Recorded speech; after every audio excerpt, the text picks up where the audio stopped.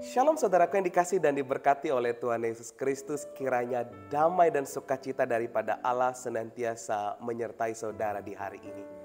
Yeremia pasal yang ke-25 ayat yang ke-8 hingga ayat yang ke-14 menjadi dasar perenungan bagi kita di hari ini. Saya tidak akan membaca secara menyeluruh bacaan firman Tuhan hari ini. Saya hanya akan bacakan ayat yang ke-8 hingga yang ke-9a hingga ayat yang ke-14. Demikian firman Tuhan dengan perikop, Yehuda akan dibuang ke Babel 70 tahun lamanya. Sebab beginilah firman Tuhan semesta alam. Oleh karena kamu tidak mendengarkan perkataanku, sesungguhnya aku akan mengarahkan semua kaum dari utara. Demikianlah firman Tuhan. Sebab mereka pun juga akan menjadi hamba kepada banyak bangsa-bangsa dan raja-raja yang besar.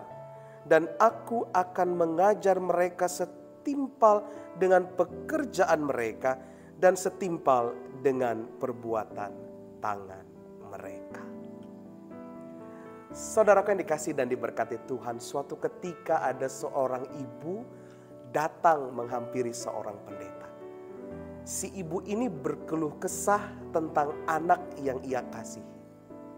Dia bercerita bahwa si anak ini sekarang tidak lagi tunduk dan patuh terhadap apa yang dikatakan oleh orang tuanya. Besar harapan si ibu adalah anak ini menjadi sebuah kebanggaan bagi dirinya dan juga bagi keluarganya. Segala hal sudah ia berikan. Pendidikan yang paling mendasar di dalam keluarga sampai pendidikan vokasi pun sudah ia berikan kepada sang anak. Tapi ketika anak ini sudah beranjak dewasa, ibu ini melihat bahwa anak ini terlena oleh lingkungan sekitarnya. Sampai pada akhirnya dia tidak mau lagi mendengar apa yang dikatakan oleh sang ibu. Mendengar ini, si pendeta pun mencoba untuk mendatangi sang anak. Sampai pada satu waktu, si pendeta pun datang, kemudian ia bercerita kepada sang anak. Dan ia juga mengingatkan sang anak mengapa ia tidak lagi mematuhi kedua orang tuanya.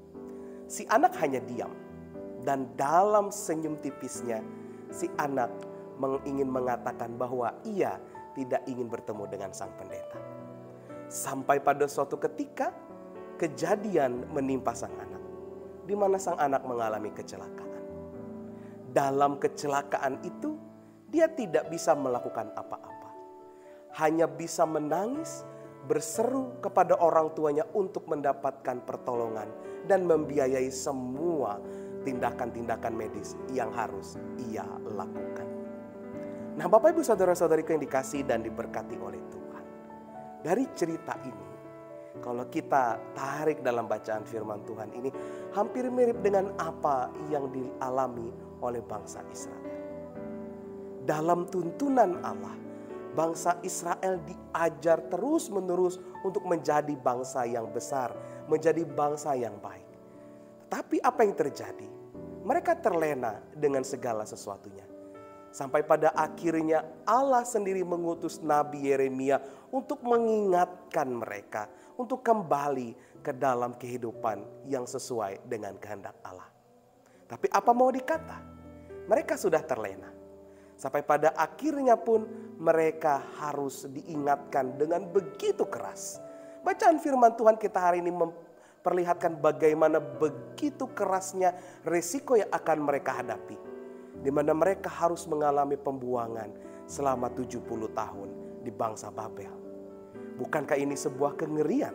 Bukankah ini sebuah hasil dari apa yang mereka sendiri lakukan karena tidak mau mendengarkan perintah Allah? Bapak Ibu saudara-saudariku, mari kita renungkan pada saat ini. Mendengarkan suara Allah.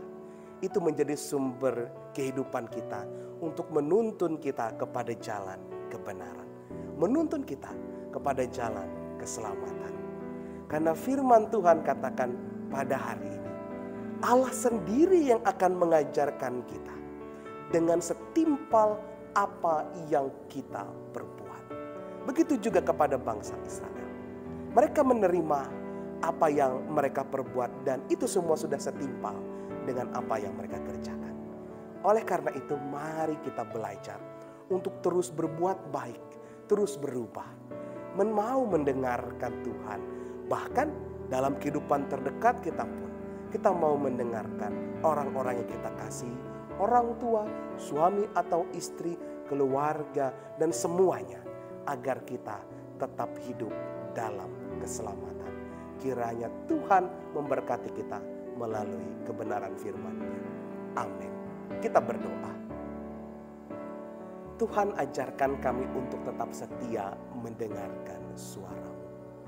Ketika kami saat ini dalam kehidupan kami yang tidak baik, tidak mau mendengarkan suara Tuhan, maka tuntun kami Tuhan untuk menjadi anak-anak-Mu yang mau taat. Jangan bawa kami ke dalam pencobaan karena segala hal yang kami perbuat. Tapi tuntun kami untuk bisa keluar dan melepaskan diri kami dari ikatan ego yang ada di dalam diri kami ini. Berkati kami di sepanjang hari ini. Berkati kami semua yang mendengarkan kebenaran firman. Dalam Kristus Yesus Tuhan kami berdoa. Amin. Selamat beraktivitas, kiranya kasih Tuhan Yesus Kristus memberkati kita semua. Shalom.